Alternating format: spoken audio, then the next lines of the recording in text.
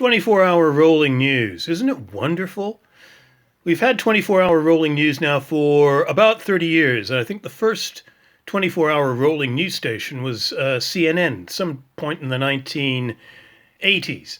24-hour rolling news only began in Britain probably 1996 with the launch of BBC News 24, as it was originally called. It's now just called the BBC News Channel.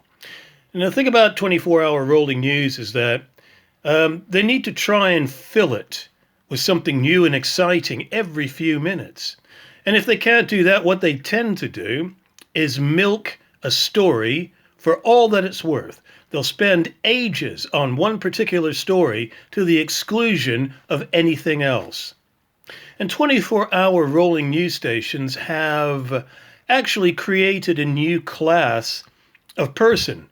And that person is called the news junkie or the news addict. And those news junkies and news addicts, they quite proudly tell all the world, like on Twitter, for example, you'll see it in their mini bios. They'll say, "I'm a news junkie." And I say, really? Why? Why do you want to be addicted to something so damned toxic? Can you imagine snorting Laura Koonsberg or mainlining Robert Peston? Or maybe smoking Norman Smith. Norman Smith!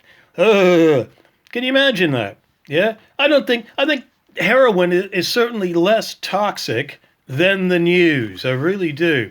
And it's the way they these 24-hour news stations, not all of them 24 hours, incidentally, because Channel 4 News also does this. They'll go out and they'll do Vox Pop interviews.